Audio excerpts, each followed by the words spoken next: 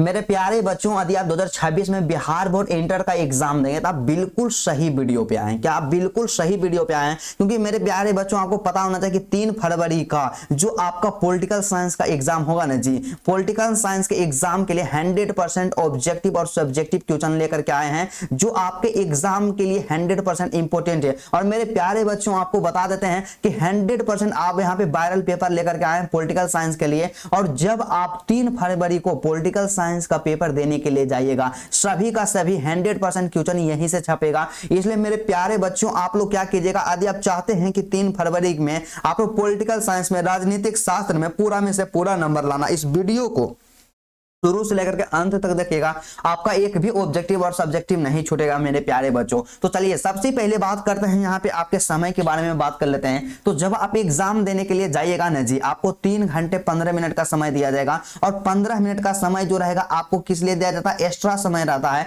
और इस एक्स्ट्रा समय का मतलब क्या होता है? जो आपका OMR पेपर होता है ना जी, इसी में आपको रंगना रहता है अपना नाम, अपना रोल नंबर, अपना सेंटर कोड। ये सब आप लोग 15 मिनट में कर दीजिएगा, तभी आप बेहतर कर सकते हैं। तो चलिए, आप सब क्या करते हैं कि जैसे ही आपको पेपर मिलता है और क्वेश्चन को सोल्व करना स्टार्ट कर देते हैं। ऐसा गलती आपको नहीं करना। आपको क्या करना है मेरे प्यारे बच्चों? तो सबसे पहले देखिए, जैसे ही आपको ऑब्जेक्टिव का पेपर मिलेगा ना मेरे प्यारे बच्चों, और शुरू में यहाँ पे लिखा हुआ रहेगा क्या? खंड A, मतलब सेक्शन A रहेगा। और इसमें क्या रहता है कि वस्तुनिष्ठ प्रश्न, मतलब कि ऑब्जेक्टिव टाइप क्वेश्चन रहता है। तो सीधा सा समझिए ना जी कि सबसे पहले आपको ऑब्जेक्टिव मिलेगा। और इसमें क्या होता है, आपका जो यहाँ पे निर्देश होता है ना, इसको पढ़ना आपके लिए बहुत ही ज्यादा इंपॉर्टेंट होता है। तो इसको आप लोग पढ़ लीजिएगा। क्या कि प्रश्न संख्या 1 से 100 तक के 4 प्रश्नों के 4 विकल्प दिए गए हैं, ठीक है, जिनमें से एक विकल्प सही है। किन्हीं 50 प्रश्नों का ही उत्तर देना है। क्या करना है? किन्हीं 50 प्रश्न का उत्तर देना। सिंपल समझिए कि 3 फरवरी का जो आपका पेपर होगा उसमें टोटल 100 को ऑब्जेक्टिव पूछा जाएगा, और इसमें से केवल आपको 50 का ही आंसर देना है मेरे प्यारे बच्चों।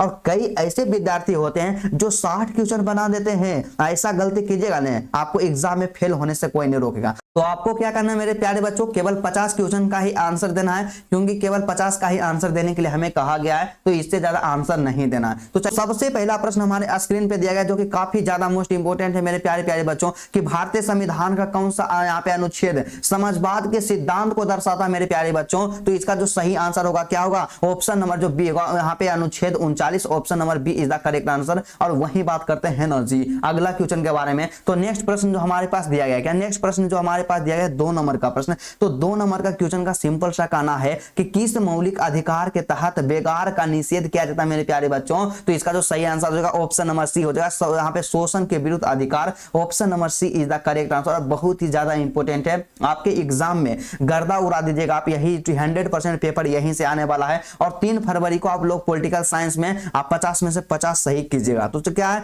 कि मौलिक अधिकारों के संशोधन में कौन सक्षम है? क्या कौन सक्षम है मेरे प्यारे बच्चों? तो देखिए, मौलिक अधिकारों के संशोधन करने में कौन सक्षम होते हैं? तो यहाँ पे क्या होते हैं? संसद होते हैं। कि संसद जो होते हैं मौलिक अधिकारों में संशोधन कर सकते हैं।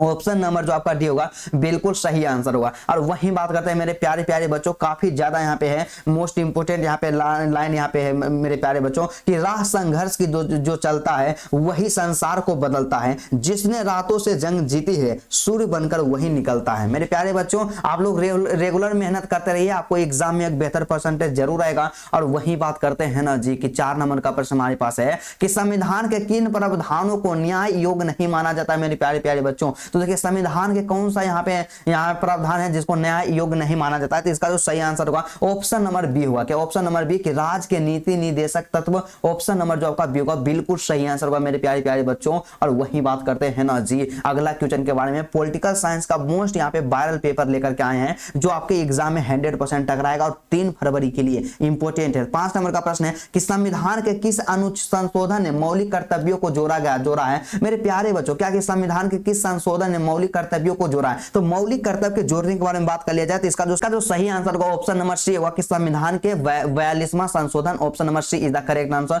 और मेरे प्यारे प्यारे बच्चों, अगला क्वेश्चन के बारे में बात करते हैं। तो प्रश्न संख्या हमारे पास 6 दिया गया। तो 6 नंबर का प्रश्न काफी ज्यादा इंपॉर्टेंट है। इसका सिंपल सा कहना है कि संविधान के किस अनुच्छेद द्वारा अस्पृश्यता का उन्मूलन किया गया है? तो इसका जो सही आंसर होगा ना मेरे प्यारे बच्चों, किस अनुच्छेद के द्वारा? अनुच्छेद 17 के द्वारा। ऑप्शन नंबर जो आपका यहाँ से डी होगा बिल्कुल सही सही आंसर होगा। और वही बात करते हैं अगला क्वेश्चन के बारे में। तो प्रश्न संख्या जो हमारे पास क्या देगा, प्रश्न संख्या 7। तो 7 नंबर का प्रश्न है कि भारत का उपराष्ट्रपति किस सभा का पदेन सभापति होता है मेरे प्यारे बच्चों। तो इसका जो सही आंसर होगा ना जी, ऑप्शन नंबर बी हो जाएगा, राज्यसभा का। क्या राज्यसभा का भारत का उपराष्ट्रपति जो होता है पदेन सभापति होते हैं। ऑप्शन नंबर जो आपका बी होगा बिल्कुल सही आंसर होगा मेरे प्यारे प्यारे बच्चों। और अभी तक आपने वीडियो को लाइक नहीं किया है तो जल्दी से वीडियो को लाइक कर दीजिएगा। चैनल पे नहीं है तो चैनल को सब्सक्राइब कर लीजिएगा, आपको एग्जाम में कभी भी दिक्कत नहीं होगा। तो 8 नंबर का प्रश्न है कि संसद की संयुक्त अधिवेशन क्या अधिवेश को कौन बुलाता है मेरे प्यारे बच्चों। देखिए संसद के जो संयुक्त अधिवेश होती है ना उसको कौन बुलाता है, तो उसको जो बुलाता है मेरे प्यारे बच्चों राष्ट्रपति बुलाता है। कौन बुलाता है, राष्ट्रपति बुलाता है। ऑप्शन नंबर जो आपका ये होगा बिल्कुल सही आंसर होगा और 100% आपके एग्जाम में टकराने वाली क्वेश्चन है, तो कभी भी आप इग्नोर करने का प्रयास नहीं कीजिएगा। और 9 नंबर का प्रश्न हमारे पास जाएगा, काफी ज्यादा मोस्ट इंपोर्टेंट है, भारतीय संविधान में संशोधन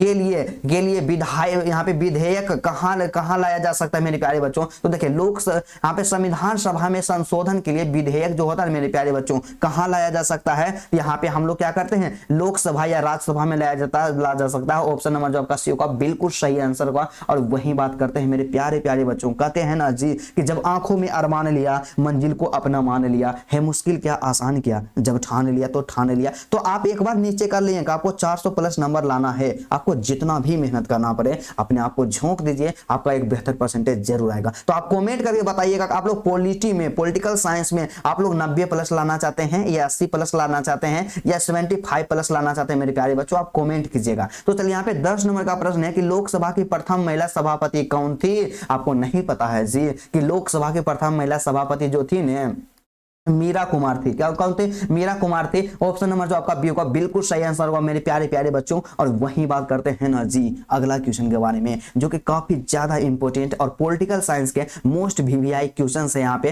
कि भारत में किसी विधेयक को धन विधेयक कौन प्रमाणित करता है मेरे प्यारे बच्चों। तो इसका जो सही आंसर होगा ना मेरे प्यारे प्यारे रसगुल्लों, ऑप्शन नंबर डी होगा। क्या होता है, लोकसभा अध्यक्ष करता है। Option number D is the correct answer. और वही बात करते हैं नेक्स्ट क्वेश्चन के बारे में, मतलब अगला प्रश्न हमारे स्क्रीन पे हो रहा है, काफी ज्यादा इंपोर्टेंट है और खतरनाक है मेरे प्यारे प्यारे रसगुल्लों कि संघ शासित प्रदेशों में, मतलब सीधा सा समझिए ना जी कि लोकसभा में संघ शासित प्रदेशों को कितने स्थान दिए गए हैं मेरे प्यारे प्यारे बच्चों। तो इसका जो सही आंसर होगा ऑप्शन नंबर ए हो जाएगा, 20 स्थान दिया गया है। Option number a is the correct answer मेरे प्यारे प्यारे बच्चों। और वही बात करते हैं जो कि काफी ज्यादा इंपोर्टेंट, एग्जाम में केवल कम समय बचा हुआ मेरे प्यारे बच्चों, जितना ज्यादा मेहनत हो सके उतना ज्यादा मेहनत कीजिए, आपको कभी भी दिक्कत नहीं होगा। तो चलिए क्या है कि किस प्रधानमंत्री के शासनकाल में दल बदल विरोधी अधिनियम पास किया गया था मेरे प्यारे बच्चों। तो इसका जो सही आंसर क्या होगा, क्या इसका जो सही आंसर क्या होगा, इसका जो सही आंसर होगा ना जी प्रश्न संख्या 13 का सही आंसर ऑप्शन नंबर ए, यहाँ पे राजीव गांधी। क्या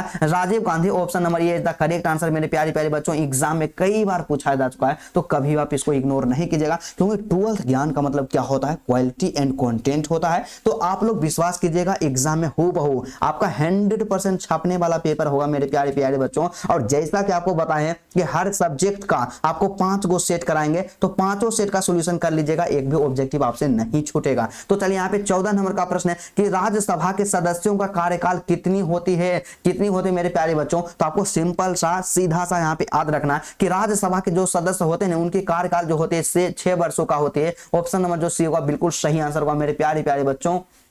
और वही बात करते हैं ना जी 15 नंबर का प्रश्न। तो 15 नंबर का क्वेश्चन हमारे पास दिया गया, क्या कहता है कि राष्ट्रपति संसद के किस सदन का सदस्य होता है मेरे प्यारे बच्चों। तो राष्ट्रपति जो होता है ना जी संसद के क्या होता है, किसी भी सदन का सदस्य नहीं होता है। ऑप्शन नंबर जो आपका डी होगा बिल्कुल सही आंसर का। और वही बात करते हैं नेक्स्ट क्वेश्चन का बारे में। तो अगला जो प्रश्न हमारे पास दिया गया काफी ज्यादा मोस्ट इंपोर्टेंट है 16 नंबर का। तो 16 नंबर का प्रश्न है मेरे प्यारे प्यारे बच्चों कि वर्तमान में लोकसभा के सदस्यों की संख्या कितनी है। तो वर्तमान में लोकसभा के सदस्यों की संख्या के बारे में बात कर लिया जाए तो यहाँ पे 543 है। कितना है, 543 है। Option number a is the correct answer. मेरे प्यारे प्यारे बच्चों आपको बस क्या करना है, यदि आप बेहतर करना चाहते हैं एग्जाम में आपको मेहनत करना ही पड़ेगा। मेहनत के अलावा कोई शॉर्टकट नहीं होता, क्योंकि मेहनत कीजिएगा तभी आप बेहतर कर सकते हैं। तो 17 नंबर का प्रश्न है कि लोकसभा का विघटन कौन कर सकता है मेरे प्यारे प्यारे बच्चों। तो लोकसभा का जो विघटन कर सकता है ना जी, राष्ट्रपति कर सकते हैं। कौन कर सकते हैं? राष्ट्रपति कर सकते हैं। तो ऑप्शन नंबर जो आपका सी होगा बिल्कुल सही आंसर होगा। और वही बात करते हैं मेरे प्यारे प्यारे बच्चों अगला क्वेश्चन के बारे में, काफी ज्यादा मोस्ट इंपोर्टेंट है। 18 नंबर का प्रश्न है। तो 18 नंबर का प्रश्न है, क्या है 18वीं लोकसभा में कांग्रेस पार्टी को कितने सीटें मिले मेरे प्यारे बच्चों? तो 18वीं लोकसभा जो कि 2024 में हुआ था, उसमें कांग्रेस पार्टी को कितना सीट मिला था? उसमें 99 सीट मिला था। Option number b is the correct answer. और मेरे प्यारे प्यारे बच्चों अगला क्वेश्चन के बारे में बात करते हैं। तो प्रश्न संख्या जो हमारे पास 19 दिया गया, तो 19 नंबर का सिंपल सा कहना है ना गोपाल कि निम्नलिखित में से भारत के किस राज्य में कोई द्विसदनीय विधायिका नहीं है? तो ऑप्शन नंबर जो आपका डी होगा यहाँ पे झारखंड। क्या झारखंड में कोई द्विसदनीय विधायिका नहीं है? Option number D the correct answer. और मेरे प्यारे प्यारे बच्चों अभी तक आपने चैनल को सब्सक्राइब नहीं किए तो जल्दी से सब्सक्राइब कर लीजिएगा, क्योंकि क्या होता है मेरे प्यारे बच्चों कि आप सबके लिए मोस्ट इंपोर्टेंट क्वेश्चन लेकर के आते हैं प्रत्येक सब्जेक्ट का। तो क्या है कि विधानसभा का सदस्य होने के लिए न्यूनतम आयु क्या होनी चाहिए? आपको नहीं पता है जी कि विधानसभा के सदस्य होने के लिए न्यूनतम आयु जो है यहाँ पे 25 वर्ष होना चाहिए। ऑप्शन नंबर जो आपका बी होगा मेरे प्यारे प्यारे बच्चों बिल्कुल सही आंसर होगा। और आपको दिन रात मेहनत करना है, आपको इतना मेहनत कर देना है ना जी कि एग्जाम के बाद आपको किसी के सामने अपना सर झुकाना नहीं पड़े रिजल्ट को बताते हुए। तो क्या है कि केंद्रीय मंत्रिपरिषद किसके प्रति सामूहिक रूप से उत्तरदायी होता है? तो केंद्रीय मंत्रिपरिषद जो होते हैं ने यहाँ पे क्या होते हैं मेरे प्यारे बच्चों? लोकसभा के प्रति, क्या लोकसभा के प्रति सामूहिक रूप से उत्तरदायी होते हैं। ऑप्शन नंबर जो आपका डी होगा ना जी बिल्कुल सही आंसर होगा। और 100% आपका 3 फरवरी का यहाँ पे क्वेश्चन हैक हो जाएगा मेरे प्यारे बच्चों। आप इस वीडियो को शुरू से लेकर के अंत तक देखिएगा। तो चलिए 22 नंबर का प्रश्न है, काफी ज्यादा इंपोर्टेंट है। किस संदर्भ में अध्यापकों और स्नातकों के लिए सीटें आरक्षित की गई मेरे प्यारे बच्चों? यहाँ पे जो इसका सही आंसर होगा ना जी क्या हो जाएगा? ऑप्शन नंबर डी हो जाएगा विधान परिषद में। क्या विधान परिषद जो होता है उसमें जो भी अध्यापक होते हैं और जो भी स्नातक होते हैं उनके लिए सीट जो है आरक्षित की गई है। ऑप्शन नंबर जो आपका डी होगा मेरे प्यारे प्यारे रसगुल्लों बिल्कुल सही आंसर होगा। और वही बात करते हैं ना जी यहाँ पे 23 नंबर का प्रश्न। तो 23 नंबर का क्वेश्चन का सिंपल सा सीधा सा कहना ये क्या कहता है बाबू कि किसी राज्य की विधानसभा में अधिक से अधिक कितने स्थान हो सकते हैं? तो किसी राज्य के विधानसभा के बारे में बात कर लिया जाए तो अधिक से अधिक 500 यहाँ पे स्थान हो सकते हैं। ऑप्शन नंबर जो आपका बी होगा बिल्कुल सही आंसर होगा। और वही बात करते हैं मेरे प्यारे प्यारे रसगुल्लों यहाँ पे 24 नंबर का प्रश्न। तो 24 नंबर का प्रश्न क्या कहता है जी यहाँ पे कि सर्वोच्च न्यायालय के न्यायाधीशों की अवकाश आयु कितनी होती है? मतलब सर्वोच्च न्यायालय के जो भी न्यायाधीश होते हैं ना जी कितने ईयर्स तक काम कर सकते हैं और कितने दिन में मतलब कितने ईयर के हो जाते हैं तो वे रिटायर्ड हो जाते हैं? तो इसका जो सही आंसर होगा यहाँ पे 65 वर्ष के जब होते हैं तो वे रिटायर्ड हो जाते हैं। ऑप्शन नंबर जो आपका सी होगा बिल्कुल सही आंसर होगा। जब भी एग्जाम में आए option number c is the correct answer. और मेरे प्यारे प्यारे बच्चों तो चलिए आज की क्लास का सबसे अंतिम प्रश्न हमारे स्क्रीन पे शो हो रहा है जो कि काफी ज्यादा इंपोर्टेंट है। तो क्या कहता है मेरे प्यारे प्यारे बच्चों कि भारत में उच्च न्यायालयों के न्यायाधीशों की नियुक्ति कौन करता है? तो भारत में जो उच्च न्यायालय होते हैं ना जी उनकी न्यायाधीशों की जो नियुक्ति करते हैं कौन करते हैं? राष्ट्रपति करते हैं। बिल्कुल सही है जी, बिल्कुल नाम राष्ट्रपति के द्वारा किया गया है। ऑप्शन नंबर जो आपका यहाँ से बी हो जाएगा बिल्कुल सही आंसर। मेरे प्यारे बच्चों सबसे पहले यदि आपको वीडियो अच्छा लगा तो सबसे पहले आप वीडियो को लाइक कर दीजिएगा। चैनल पे नए हैं तो चैनल को सब्सक्राइब जरूर कर लीजिएगा और एक प्यारा सा कमेंट कीजिएगा कि आज का क्लास आपको कैसा लगा। और एक दूसरा कमेंट कीजिएगा जो कि सबसे ज्यादा जरूरी है, आपको किस सब्जेक्ट में सबसे ज्यादा प्रॉब्लम है आप कमेंट जरूर कीजिएगा। तो चलिए आज की क्लास को यहीं पे रहने देते हैं, फिर आपसे मिलते हैं नेक्स्ट वीडियो में और नेक्स्ट टॉपिक के साथ। तब तक के लिए जय हिंद।